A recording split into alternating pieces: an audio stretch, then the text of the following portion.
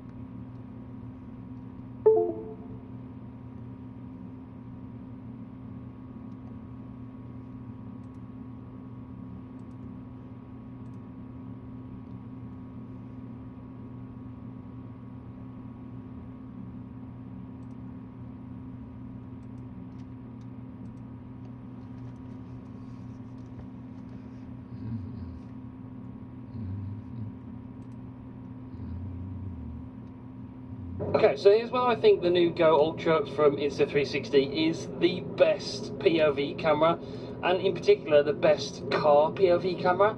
Check this view out. I'm absolutely blown away with this. Now, there are a few things you can do settings wise to get the best image. I'm shooting this in 4K 30 because you can get action view, which is the widest field of view with a little bit of distortion, and it gives it that sort of more action feel to the footage, which I do like.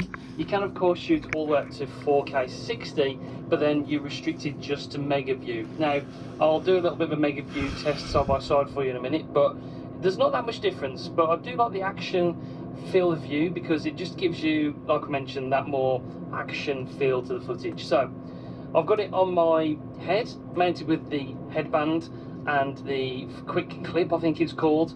This accessory is a must-have if you've got this camera. It's so light and portable. You can probably see it in the mirror there. It just, you basically can't feel it on your head. And I haven't been able to get this kind of field of view or look from any other camera in the past. You had the Go 3S, but it just didn't, it wasn't this wide, I don't think, and it didn't look this good. The sensor on the Go is bigger this year, so the image quality from my testing over the last few weeks has been just so good. It looks very nice. So this is why I think this camera is the best POV camera you can buy. There is of course options to connect to the new Mic Air from Insta360 to this. I can't do it at the moment because it's still in beta as I'm filming this video, and it's not connecting, but when this camera is actually officially released, when you're watching this video, you'll be able to connect that microphone to the camera and get really good audio as well. That microphone actually is magnetic as well, so you could theoretically stick it outside of the car to get noise from the exhaust or something. That would be a really good idea, but this just looks so good. You can see my head movement left and right when I'm looking at the mirrors. I'm looking down at the gear stick, changing gear.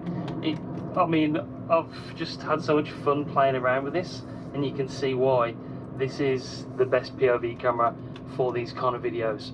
I have tried other cameras in the past, notably like the GoPro or something, but they're just too heavy for me to have on my head for this kind of thing, and you can't really mount it in this position to get this kind of field of view. You have to sort of mount it upside down to get the same field of view, and then you have to flip it in post-production. It's a bit of a faff. This just makes everything so easy.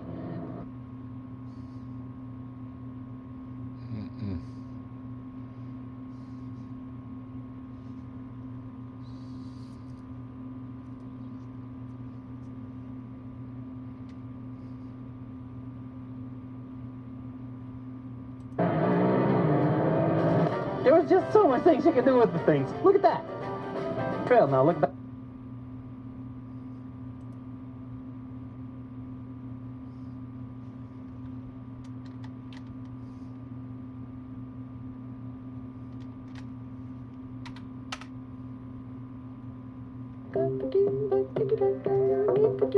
With built-in intelligence, your battery saves power. Let's first take a look at some of the videos. So today we're looking at the B1 F7 Mini 4K. This is a drone with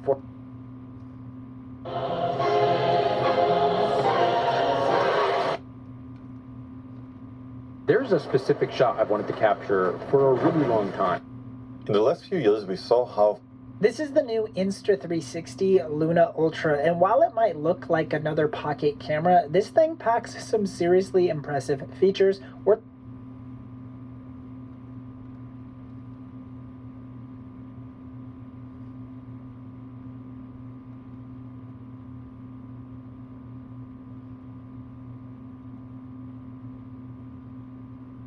with a ton of features that makes it easy to create with a 360 camera. It has replaceable lenses, an 8K sensor, adaptive tone, portrait mode, and it's the perfect beginner-friendly camera for those who want to get in the world.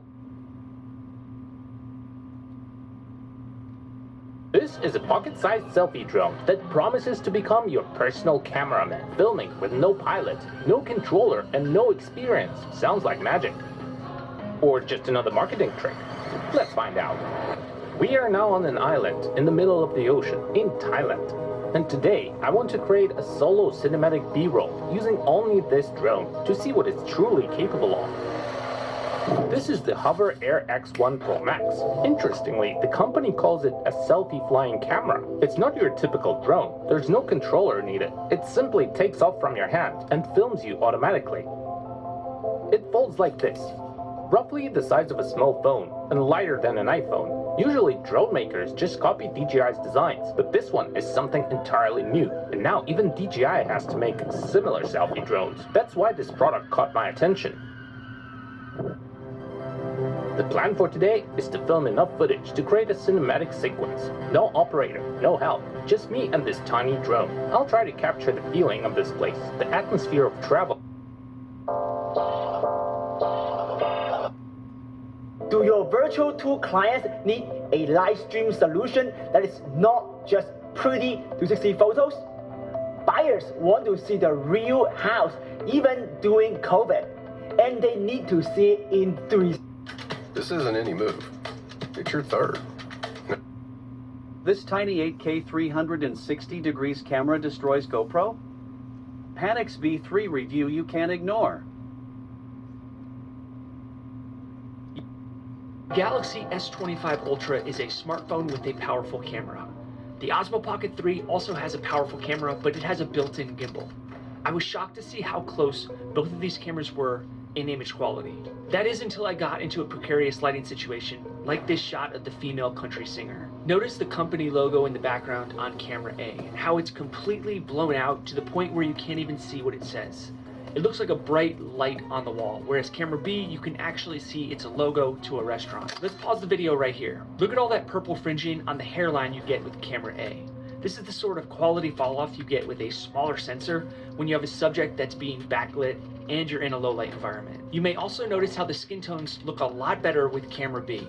If you can figure out which camera is which, let me know in the comments. But two things that I've come to notice with both of these cameras is when I shoot a backlit shot outside, like this statue against the sunset, I no longer see much of an image quality difference. And when a subject is being front lit, where you have the proper lighting conditions, like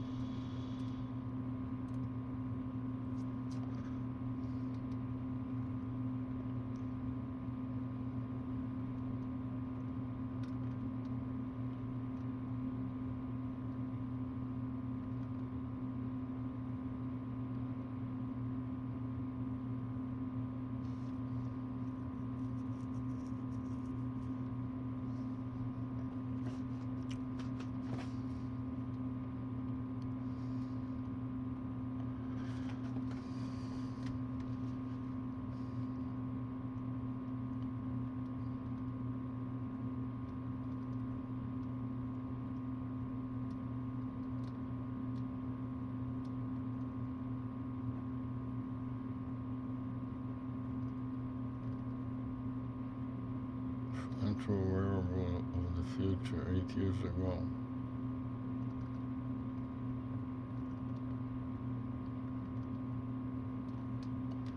Let's change this to 4 and see what comes out.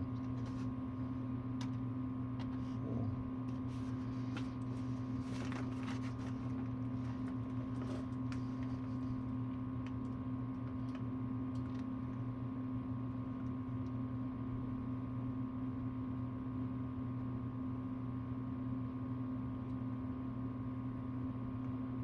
AirPods, as you can take the camera unit out of the housing and magnetically connect it to virtually any metal surface, which is pretty incredible. And what's great is that when you take the camera out, the Action Pod acts as a wireless monitor, which makes getting the shot that you need super easy. Also, you get a ton of great accessories included in the box, such as this magnetic necklace that you could wear under your shirt to quickly mount the camera to your body, or this clip for your hat so you can easily get those sweet point of view shots. But the best part about this camera has to be the upgrade to the 4K resolution. The footage comes out fantastic and not all distorted in that fisheye lensy way. This makes the Go 3S a camera that you can totally use for something like vlogging, especially with this really convenient flip-up screen, making this one of the most versatile action cameras that you can get today. This little camera that's literally the size of my thumb can shoot 4K video in some of the hardest